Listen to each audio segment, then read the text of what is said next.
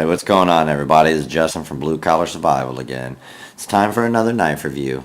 First off, I'd like to give a shout out to a group I'm on Facebook. It's EDC OCD.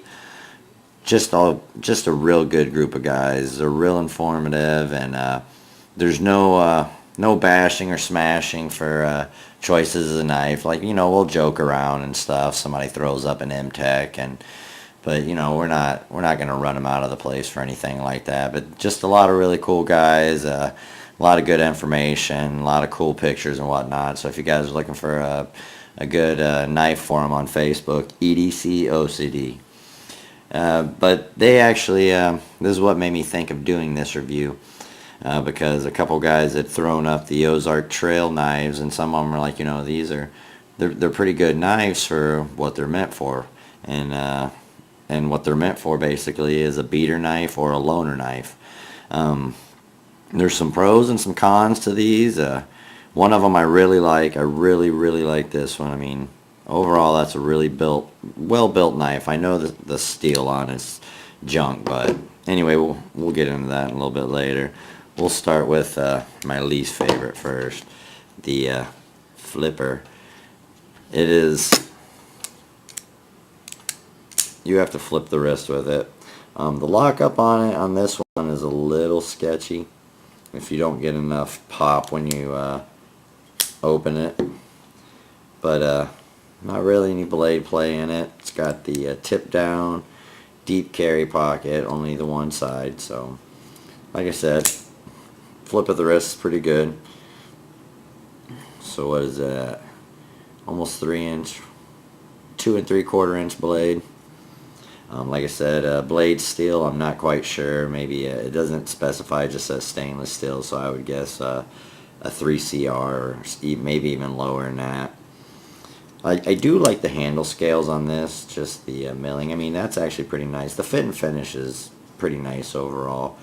When you try to do the flip, when you slide your finger in here, I feel like I'll cut myself. I haven't cut myself messing with it yet, but lined up pretty good. Pocket clip's got pretty good retention. Though it looks like it's grippy, this plastic is actually pretty slick. But this one's just really light. I imagine it weighs maybe 2 ounces, maybe a little over 2.2, about what the Kershaw is. The liners are real thin. The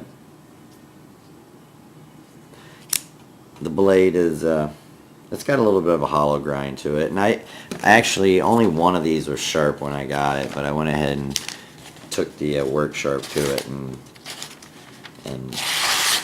it's good to go now.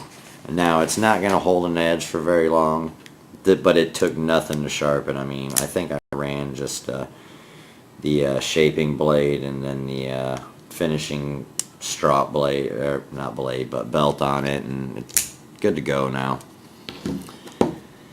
Alright, this one here, it had a lot of problems actually. There's a lot of play in there. I can't get it lined up, doesn't matter what you do to the pivot. I mean, this thing is loose, and I actually took it apart because the liner lock was clear over to the far side over here, which I just didn't feel comfortable with. But I mean it's actually one of the smoothest ones for opening and closing. But almost mimics the Ontario Rat 1. It's got almost an elliptical blade. It's got some aggressive jimping up here. Thumb stud open. Tip down also. One pocket clip, or one side for the pocket clip. It's right side only. This one was extremely dull. It was almost like a butter knife, and I think I got this one good too.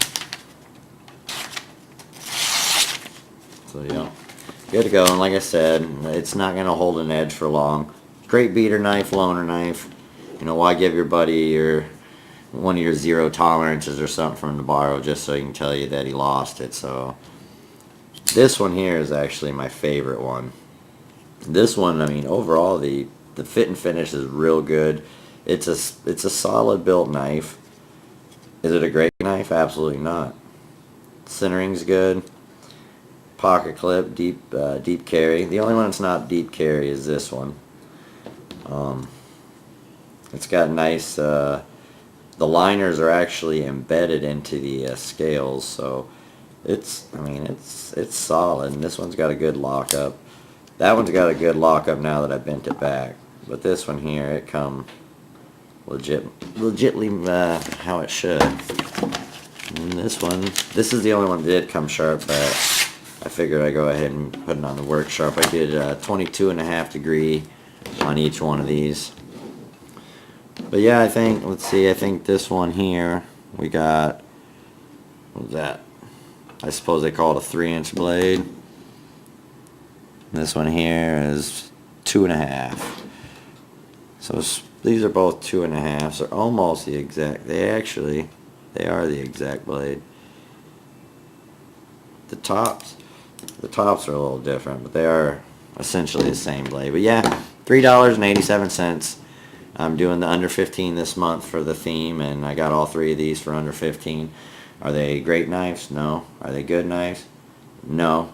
This one I would call a good knife. I know the blade steel is not good. I understand that. It's junk steel. But like I said, you can whip a quick edge on it, even with just a Lansky or Smith sharpener. You'd be able to put a quick edge on it. And they are what they are. They're beater knives. You throw them in a tackle box, toolbox, in the car, or something like that. And like I said, loaner knife. Why give your buddy a Spyderco or something like that just from until you lost it? I'd hate to lose a friend over a knife.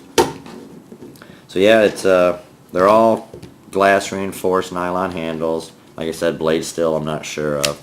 This one here is actually kind of a beast for thickness. It's probably about 2.5 millimeters. Yeah, guys, I don't know. They're well-built knives for under $4. I mean, you can't beat that. I mean, $4. If it falls out somewhere and you lose it, you ain't mad.